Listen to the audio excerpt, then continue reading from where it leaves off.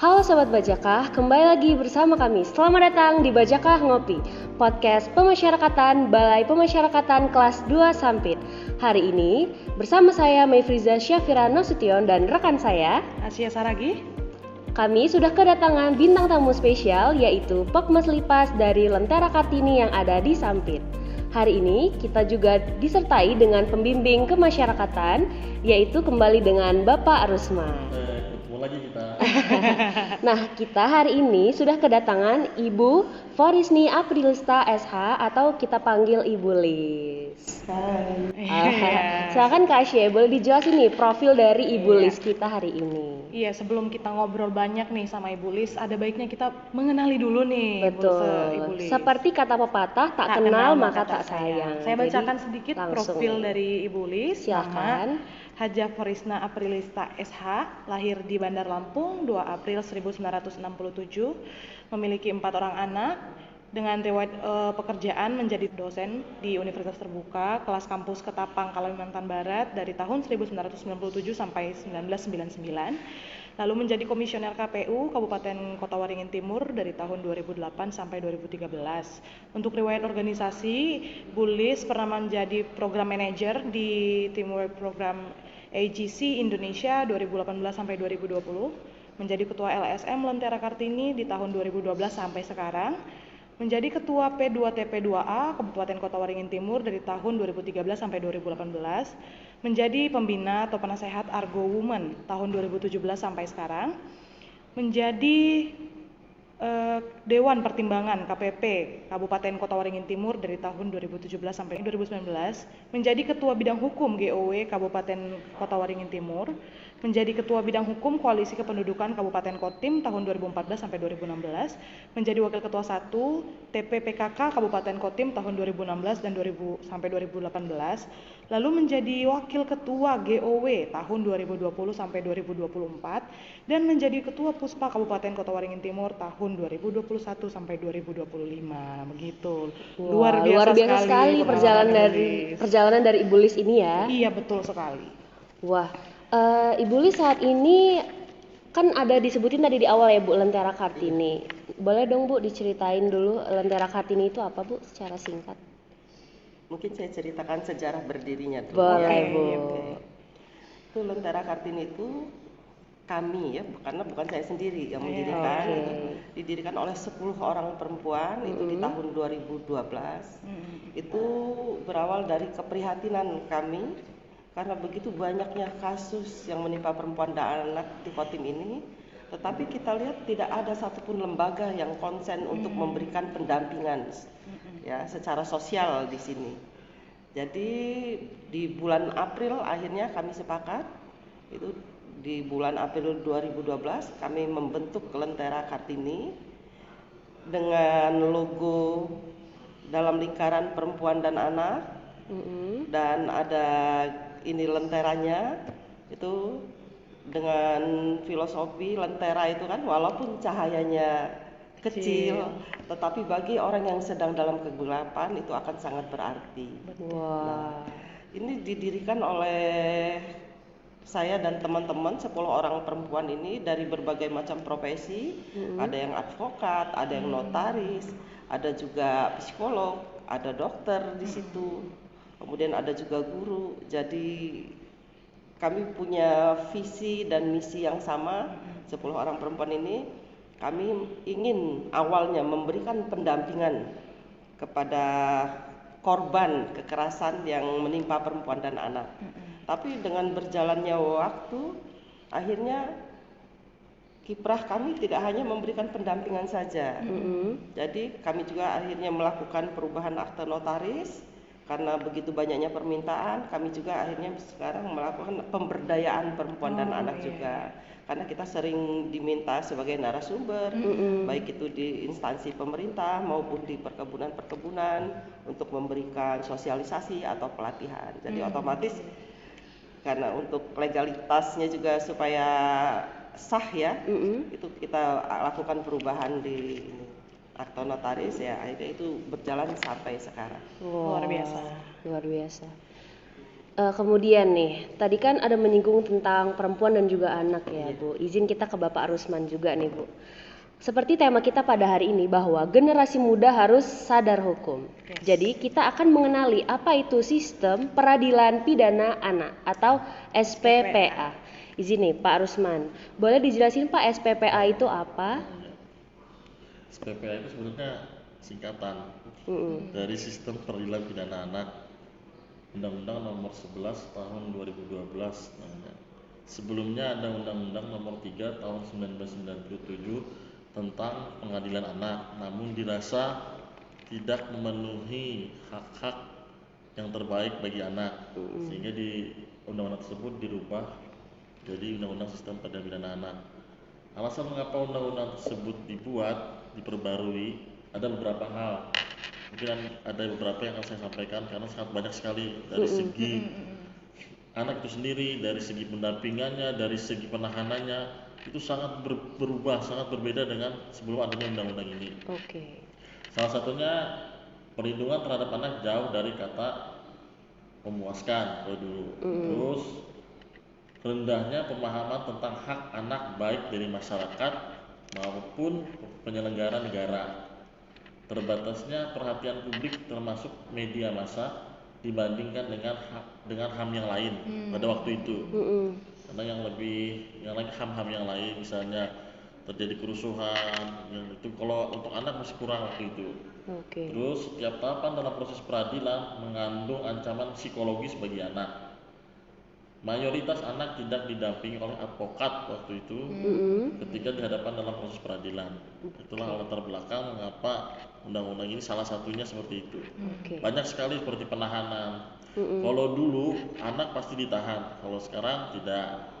Apabila ada yang menjaminnya, atau keluarganya atau lembaganya yang bisa menjamin hal tersebut. Kalau dulu kalau dilakukan pidana langsung ditahan. Oke, jadi udah banyak perbedaan juga ya Pak. Oke, nah tadi Bapak ada sebut tentang anak-anak, kan di podcast kita yang lalu ada kita sebutkan ya anak itu apa. Betul. Tadi juga ada menyinggung tentang ABH itu apa Pak? Jadi ABH adalah anak yang berhadapan dengan hukum. Iya. Jadi di dalamnya ada 3. Ada anak yang berkonflik dengan hukum, ada anak sebagai korban, ada anak sebagai saksi. Itu yang disebut dengan anak yang berhadapan dengan hukum. Karena kebanyakan masyarakat mengira anak yang berhadapan dengan hukum ya anak sebagai pelaku. Padahal nggak cuma itu ya Pak. Iya. Oke. Lalu untuk menghadapi anak yang berhadapan dengan hukum nih Pak, peran pembimbing kemasyarakatan itu seperti apa ya Pak? Jadi sejak anak ditetapkan sebagai tersangka oleh penyidik, 1 kali 24 jam penyidik harus berkoordinasi dengan pembimbing kemasyarakatan Bapas melalui pembimbing kemasярakatannya untuk melakukan pendampingan. Serta apabila perlu penyidik juga bisa berkoordinasi dengan pihak-pihak lain untuk kepentingan terbaik bagi anak, termasuk LSM ibu yang dimiliki oleh ibu tersebut. Jadi kami di situ banyak yang mendampingi anak tersebut, baik dari pembimbing kemasyarakatan, kerja sosial maupun tenaga kerja kesejahteraan sosial profesional kalau nggak salah itu mendampingi seperti itu. Dan itu semua untuk kepentingan anak gitu ya Kepentingan Pak? terbaik bagi anak itu sendiri. Untuk Pokmas Lipas sendiri Bu, perannya dalam dunia pemasyarakatan ini seperti apa kira-kira Bu? Mungkin bisa Ibu Ulis ceritakan, berdasarkan pengalaman juga bisa ya? Tentu saja, udah pasti. Iya. Ini mungkin sebelumnya saya ini dulu ya ceritakan bahwa Lentera Kartini itu bergabung di program Bapas ya, Pokmas Lipas ini kalau nggak salah itu di tahun 2020. Oh, 2 tahun yang lalu. Itu waktu itu kita diundang ke Jakarta, jadi dikukuhkan itu kalau nggak salah itu ada 180 Pokmas Lipas se-Indonesia. Jadi itu 90 itu Pokmas Lipas kemandirian dan kepribadian, kalau nggak salah yang 90-nya itu Pokmas Lipas hukum dan kemasyarakatan. Nah, itu kami dikukuhkan di situ. Nah, disitulah artinya pertama kali kita tahu bahwa ini program dari Bapas ya secara nasional, bahwa fungsi dari Pokmas Lipas itu artinya kita kerjasama dengan Bapas dalam melakukan pembimbingan kepada anak-anak ya, binaan dari Bapas ya, seperti sudah kita lakukan beberapa kali ya Pak Rusman, kita melakukan sosialisasi, kita juga pernah melakukan pendampingan dalam diversi. Ya. Nah, diversi juga beberapa kali itu bagi anak-anak yang ABH, anak-anak yang berhadapan dengan hukum yang seperti tadi Pak Rusman sudah sampaikan. Iya. Oke. Jadi saya menambahkan sedikit, program Pokmas itu dicetuskan dideklarasikan oleh Direktur Jenderal Pemasyarakatan waktu itu Ibu Sri Puguh Budi Utami dalam salah satu poin di resolusi pemasyarakatan tahun 2020 yang isinya pembentukan kelompok masyarakat peduli pemasyarakatan di setiap wilayah. Nah, jadi si Pokmas ini dengan menjembatani kami, nanti Bapak menjembatani Pokmas ini ke salah satunya ke narapidana di lapas, apakah yang perlu dibutuhkan dari si narapidana ini, bisa bentuknya perorangan, bisa berkelompok, karena Ibu Pulis ini punya banyak anggotanya seperti ada psikolog, jadi kami kalau perlu psikolog tinggal menghubungi beliau. Ini si napi ini Bu, si klien ini memerlukan konseling nih, tolong Bu, ada nggak diarahkan gitu ya Pak? sama Ibu di sini. Sesuai dengan kebutuhan Iya, berarti ya Pak ya. Kebutuhan. Wah, berarti di Lentera Kartini ini ada macam-macam ya Bu? Ada bidang apa aja Bu kalau boleh tahu di Lentera Kartini? Kalau di Lentera Kartini ini memang belum sepenuhnya lengkap ya, tetapi ya artinya sudah memenuhi lah kalau untuk melakukan pendampingan, karena kita ada bidang pendampingan, bidang advokasi, kemudian humasnya juga ada. Jadi semua kebutuhan untuk anak yang berhadapan dengan hukum itu insya Allah bisa kita penuhi. Kecuali kalau misalnya anak ini ada seperti kasus misalnya anak mengalami kekerasan, nah itu kita juga ada kerjasama dengan rumah sakit atau puskesmas terdekat. Wah, berarti udah banyak melakukan kerjasama ya Pokmas Lipas ini, terutama Lentera Kartini ya Bu? Iya. Khususnya kita Lentera Kartini yang dari awal concern masalah perempuan dan anak. Iya. Bu, boleh nggak diceritain kasus apa sih yang pernah didampingi oleh Lentera Kartini ini? Baik sebagai korban maupun pelaku Bu. Iya. Mungkin yang paling berkesan boleh Bu? Iya. Kalau membicarakan tentang berapa banyak itu sudah karena sudah berdiri dari 2012 Lentera Kartini itu sudah banyak banget ya. Tapi artinya kita juga pernah memberikan pendampingan kepada anak sebagai korban, juga anak sebagai pelaku. Nah, kalau anak sebagai korban, sebagai pelaku ya, Pak Rusman, dulu kita pernah ini kasus anak berkelompok ini, anak-anak di bawah umur yang berkelompok melakukan pencurian ya. Kita dulu pernah melakukan diversi kalau nggak salah ya Pak Rusman di Polsek. Nah, itu. Jadi di situ ya alhamdulillah diversi yang kita laksanakan berhasil, karena di situ kan dilibatkan semua ya, selain ada dari Bapas, dari kami disebut sebagai tenaga sosial profesional, kemudian juga ada dari orang tua korban dan pelaku, kemudian ada dari pihak penegak hukum lainnya, dan alhamdulillah itu berhasil. Nah kemudian kalau dari sisi korban, kami juga pernah menangani anak di bawah umur ya yang menjadi korban kekerasan seksual oleh ayah kandung waktu itu, sedangkan orang tua dari pihak ibunya tidak bisa kita temukan, yang akhirnya kami dampingi terus.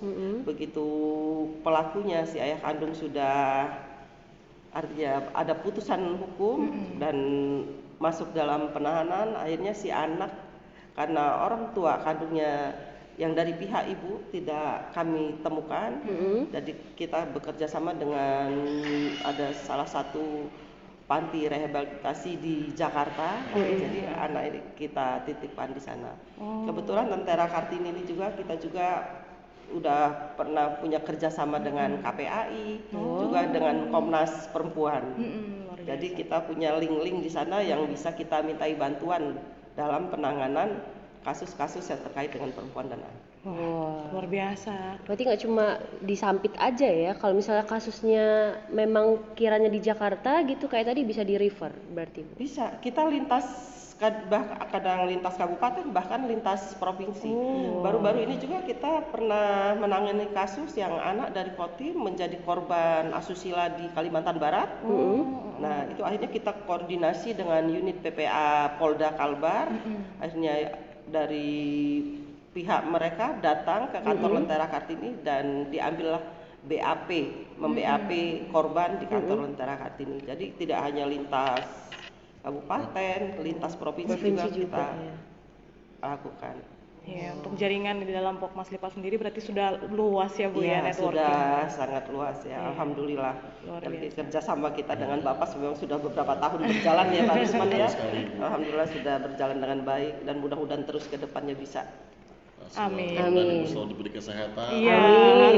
Amin. Agak sedikit sakit. Karena kalau dengan Ibu 1x24 jam pasti ready.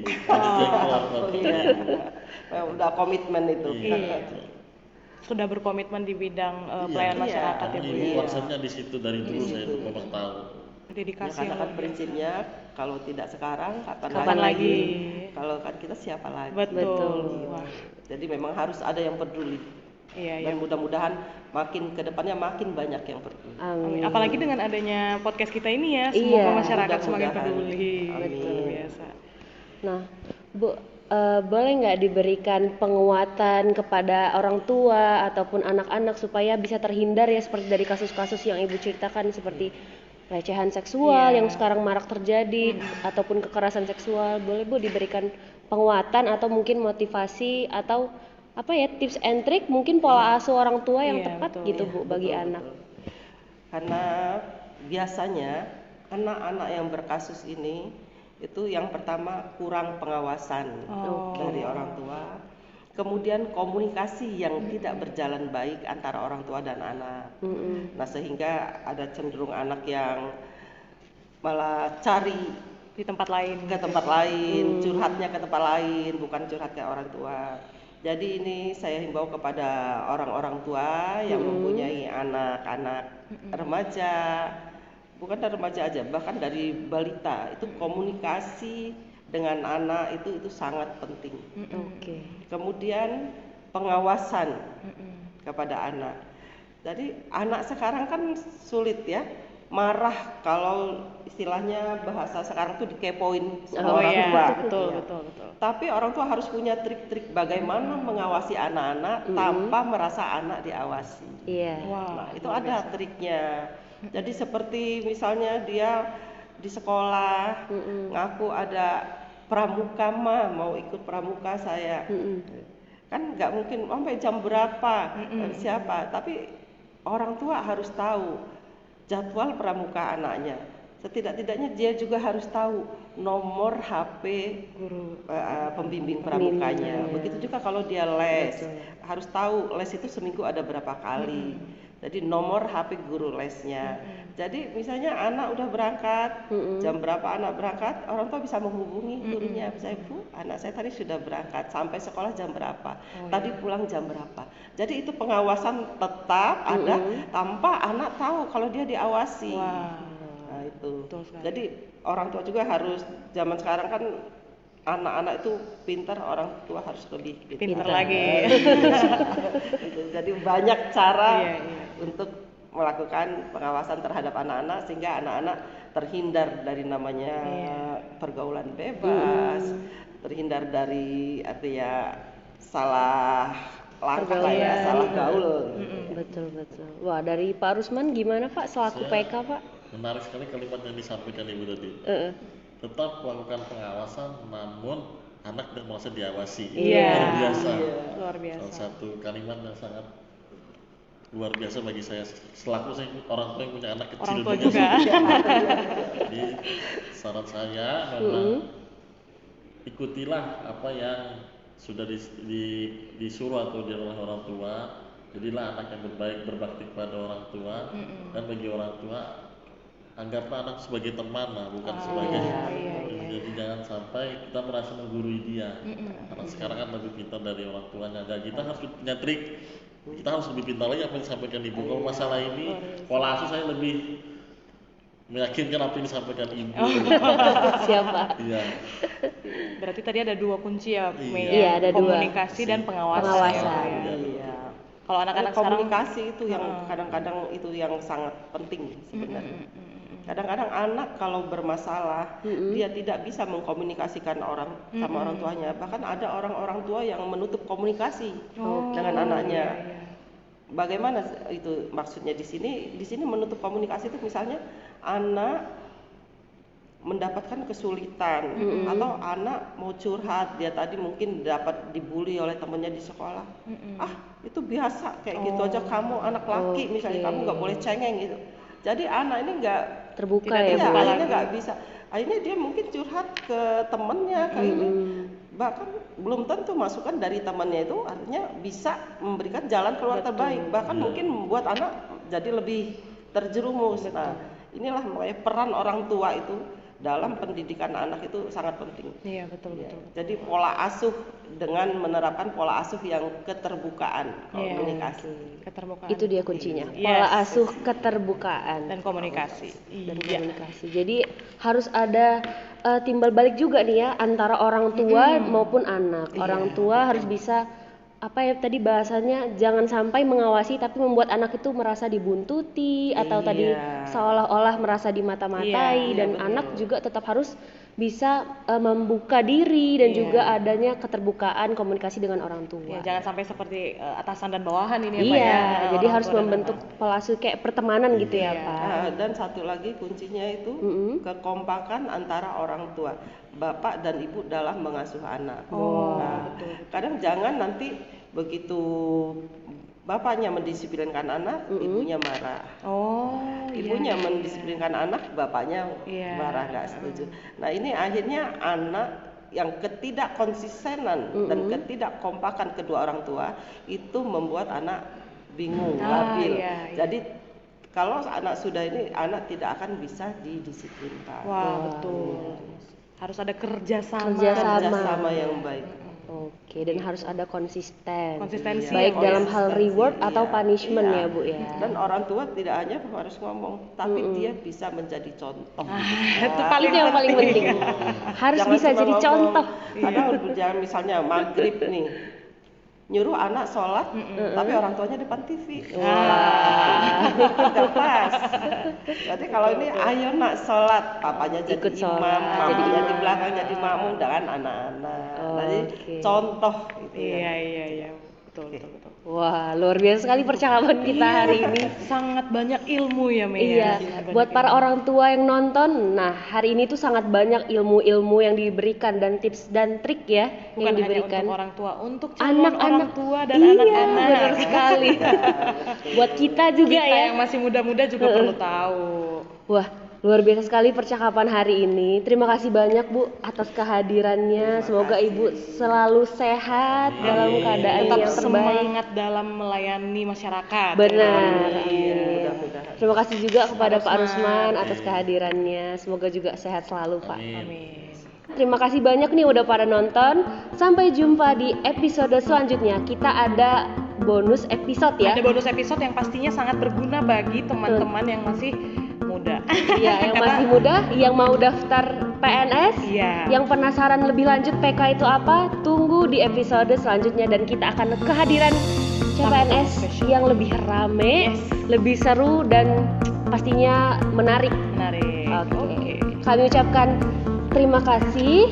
Saya Mayfriza Syafirana Sution dan rekan saya Asya Saragi. Kami pamit undur diri. Assalamualaikum warahmatullahi wabarakatuh. Sampai jumpa, sahabat Bajaka.